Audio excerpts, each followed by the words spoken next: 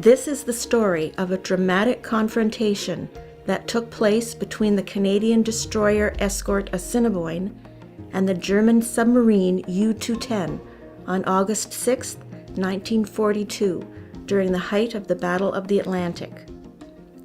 The story is told by two survivors of the conflict, one each from Assiniboine and U-210, plus the written report of the battle by Lieutenant Commander John Hamilton Stubbs, the captain of Assiniboine at the time. Great admiration. He was just a tremendous man. Enormous respect for him. 24-year-old Lieutenant Ralph Hennessy was Assiniboine's executive officer. They have to understand that what XO means, and that is the gentleman, if I can call myself that, who was second in command of the ship. 19-year-old Hellmut Liebold was the youngest crew member aboard U-210. Zunächst bedanke ich mich recht herzlich, auch im Namen meiner Kameraden, dass ihr uns aus dem Nordatlantik wieder herausgezogen habt. Sonst könnte ich heute gar nicht mit dir reden. Vielen Dank. Okay, dann genau, sagen wir mal vom Auslaufen. Genau, ihr seid im Juli, solltet ihr dann auslaufen Richtung Atlantik, oder? Ja, in Richtung Atlantik. Jedes Boot hatte seinen Ort bekommen, entweder im Eismeer oder im Nordatlantik oder irgendwo im Mittelmeer. Und wir hatten das Glück, wir kamen in den Nordatlantik und wurden eingeteilt zum Füllungshalter. Füllungshalter bedeutet, den Geleitzug aufspüren und dann die Richtung, die Schnelligkeit, Anzahl der Dampfer, die in dem Geleitzug waren, wurden dann an den BDU, den Befehlshaber der U-Boote, das war Dönitz.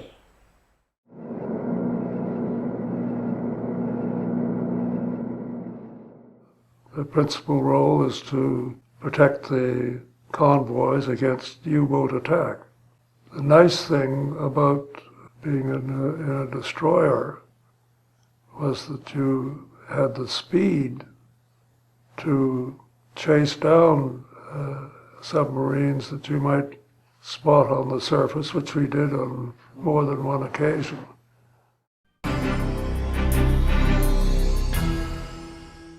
Visibility varied drastically from just a few yards to several miles. This was to play a significant role in the encounter. Haben wir den Geleitzug gesichtet und haben die Meldung abgegeben.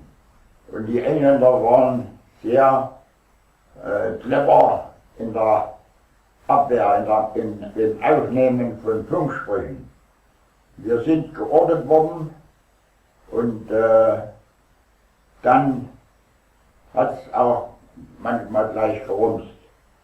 Captain Stubbs' report described the key elements of the battle from Assiniboine's perspective. At 1850, RDF contact was gained 35 degrees on the starboard bow at 1,200 yards. We closed at full speed and sighted him about 1 minute later. Am Funkraum und hörte plötzlich ein Gefecht, ein Geknatter. Und wir hatten die 2 Zentimeter Zwilling auf dem Turm. Und mit dem Geknatter, also mit dem, ich konnte das Gefecht hören, weil ja der Funkraum direkt unter der neben der Zentrale ist. So konnte ich das alles hören, die Schüsse des 2 Zentimeter. I closed the U-boat to ram at full speed, having housed the dome with a 50-foot pattern ready. He opened fire with all his guns, and for about 35 minutes the action continued at point-blank range. A second-degree fire broke out on the starboard side at the break of the forecastle and spread almost to the bridge. Von der Funkkabine in die Zentrale rübergelehnt hatte und geschaut und dort habe ich gehört, wie der Kommandant gesagt hat, weiterschießen, er brennt, er brennt. It was pretty spectacular because the gasoline stowage for the two motorboats was stored at the right below the bridge, and that's what caused the fire, because it was hit by shell fire. And the fire was so intense that I couldn't get down either bridge ladder to the upper deck, because there was just a sea of fire right through the bridge structure. And so I leapt off the back of the bridge onto the mast and shinnied down and got the fire parties organized, and then went down into the bowels of the ship to get the shell fire damage repaired. And I was still down there doing that when Johnny rammed the submarine. Throughout the encounter, both vessels attempted to outmaneuver each other while at very close range. According to Captain Stubbs, we were so close that I could make out the commanding officer on the conning tower bending down occasionally to pass wheel orders. It was impossible to depress the 4.7-inch guns sufficiently at this range, but I ordered them to continue firing, more to keep the guns' crews busy while under fire than from any hope of hitting. One hit was gained on the conning tower, however. Das ging 5 Minuten oder 10 Minuten ging das Geknabber von unserer 2 Zentimeter, und auf einmal war still. Wir hatten, und es gab einen tiefen Rums. Und hier hat uns der Engländer, der ja aus dem Nebel kam und wir ihn nicht sehen konnten, einen Volltreffer im Turm gesetzt, wo die Befehle, wo ja die Befehle herkamen. Wir hatten keine Verbindung mehr nach oben. Oben waren die 5 Mann tot. We found out afterwards that we'd killed the captain. A gentleman called Lemke, we found out afterwards. Hellmut describes how another crew member met his fate at the same time. Nachdem das Gefecht ungefähr 10 Minuten gedauert hatte, dann kam doch der Fähnrich, der nur eine Probefahrt mit uns machen wollte. Der war mit an Bord und er nahm dann das Maschinengewehr, das leichte Maschinengewehr, was in der Zentrale stand, und stieg hoch auf den Turm und wollte da oben mitschießen auf diesen Zerstörer. Doch er kam nicht hoch, sondern er fiel dann runter in die Zentrale nach diesem Treffer, was uns der Zerstörer beigefügt hatte. Fiel der Fähnrich durch das Flug und lag unten in der Zentrale und war mausetot. Du hast ja noch gesagt, dass du da noch hingegangen bist. Ach so, ja, ich wollte noch nachgucken, ob er noch lebt, aber die Augen waren weit und waren schon starr. Und wir mussten ihn also im Boot lassen. Er ist dann mit runtergegangen. Captain Stubbs describes the ramming. The officers left the conning tower in order to dive, and in the few seconds during which he was on a steady course, we rammed him just abaft the conning tower. He was actually in process of diving at the time. I turned as quickly as possible to find him surfacing again, but slightly down by the stern, still firing and making about 10 knots. the most impressive thing to me was not so much that Johnny rammed the submarine, because I was pretty sure it's exactly what he'd do, but the fact that the submarine bounced back up, guns firing. So give them full marks, the Germans. After a little maneuvering, we rammed him again well abaft to the conning tower and fired a shallow pattern of depth charges as we passed. Da höre ich noch wie heute wieder die sagte, anblasen, wir können das Boot nicht halten. Und so wurde noch einmal angeblasen und das Boot kam noch einmal nach oben. But before Hellmut could abandon ship, he had a critical task to complete. Wir als Schwunger bekamen vor der Ausfahrt gesagt, dass alles, was den Funkverkehr anbetraf, vernichtet werden muss, bevor man aussteigt. Und so haben wir unseren Schlüssel M, die Walzen, die täglich, manchmal stündlich verstellt werden mussten, haben wir die Walzen herausgenommen und nach dem Aussteigen ins Meer geschmissen. Ich war vorne und wir standen dann alle oben an Oberdeck mit unserem Tauchretter, das man auch als Schwimmweste bezeichnen kann. Und der Zerstörer hat immer weitergeschossen. Er hat aber niemand getroffen. Wahrscheinlich war er zu nah dran. Ich weiß es nicht. 10 prisoners were picked up by Assiniboine, 28 by Dianthus, 6 of which were later transferred to Assiniboine. When received on board, officers, of which there were 2, and ratings were segregated.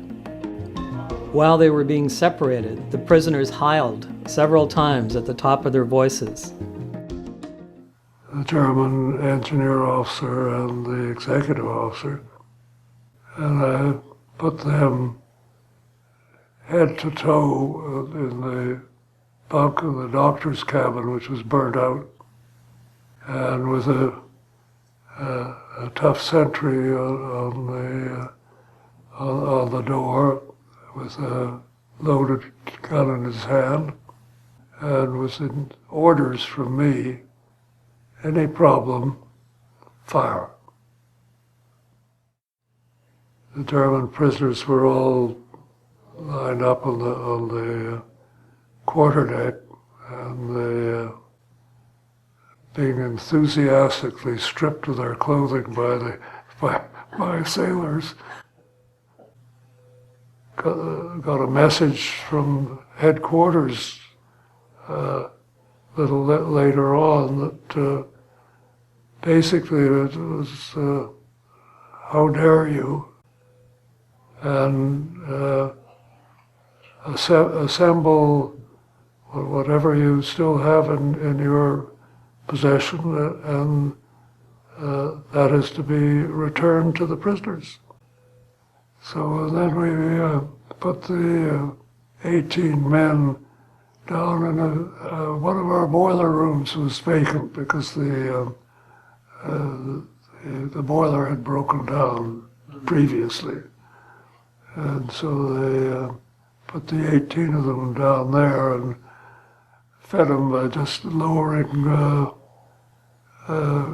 great bowls of soup and some cups down. You know, we were nice to them. Hellmut describes how he and his fellow crew members were brought on board the British corvette HMS Dianthus. Geschmissen hatten, mussten wir hochklettern und wurden oben von schwer bewaffneten Soldaten empfangen.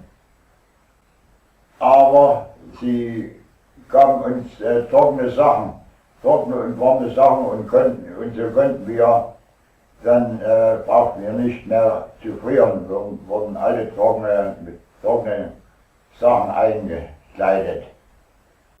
As a point of interest, just 2 days after the U-210 incident, Dianthus would ram and sink U-379. The prisoners on board Dianthus were initially brought to Liverpool, where they were interrogated. Wo wir nach Liverpool kamen, wurden wir dann von einem Verhör in das andere gebracht. Und sie wollten wissen, was für eine Funktion wir an unserem U-Boot hatten. Ich war ja nur Funker und da wollte gerne was wissen. Ich habe aber gesagt, ich war in der Maschine und habe die Ventile geölt, aber nicht als Funker fungiert. Und das haben sie dann abgeklappt. Hellmut and his crewmates were eventually transferred to a POW camp near Lethbridge, Alberta, in Canada. In das Gefangenenlager Lethbridge sind wir dann sehr lange mit dem Zug gefahren. Wir sind ja vom Osten bis nach Westen, bis an den Fuß der Blauen Berge gefahren und wurden dort recht herzlich begrüßt. Denn das war ein Lager mit 10.000 Mann. Due to damage sustained to her bow in the ramming, Assiniboine was forced to leave the convoy and return to St. John's for repairs. She later returned to action and survived the war. On November 10, 1945, on its way to be cut up for scrap, Assiniboine's tow line broke near East Point, Prince Edward Island, where her remains broke up in situ in 1952. I always regarded it as a sad end for a ship, but on the other hand, I like to think of my ship, which it was, as still being in salt water, as opposed to being broken up for scrap metal. There is much speculation as to why Captain Lemke chose not to dive. He was not a submarine captain by trade. He was a destroyer man. And who was the German Admiral? Donitz. Donitz had run out of skilled submarine captains, and that's why he had put Lemke in there, who was a destroyer man, and who fought the submarine as if it were a destroyer. Also ich nehme an, warum unser Kommandant nicht getaucht ist, nämlich an, dass der Zerstörer zu weit bei uns war, zu weit am Boot. Und so hat weiterschießen lassen mit der 2 cm Kanone. Assiniboine suffered 12 wounded and 1 fatality, 18-year-old Kenneth Watson. And he was a ammunition supply number for a gun, and so he was carrying a couple of 4.7-inch bricks, shells, in his hands when he was hit and died. That simple. And he was the youngest sailor on board, barely 18. Upon his release after the war, Hellmut Liebold returned to civilian life. Lieutenant Hennessy was awarded the Distinguished Service Cross for his heroic actions while fighting the fire on Assiniboine. He went on to have an illustrious career in the Canadian Navy, retiring as Vice-Admiral in 1970. As told earlier, Captain Rudolf Lemke was killed during the encounter. This poignant story speaks to the man's character and the human toll of war. Da saß ich im Funkraum und da hatten wir eine sehr freudige Überraschung. Da hatte unser Kommandant, zumindest die Frau vom Kommandant, Zwillinge bekommen. Da hatten wir mal einen guten Tag, denn der hat einen ausgegeben. Der Kommandant hat einen ausgegeben auf seine Zwillinge, die er aber dann nie gesehen hat. Sadly, Captain Stubbs also did not survive the war. He was captain of another destroyer, HMCS Athabaskan, when it was sunk by an enemy torpedo. It is said that even though he was badly burned, he sang to his men while they were in the water in an attempt to cheer them up. Several of his crew were rescued, but he didn't survive.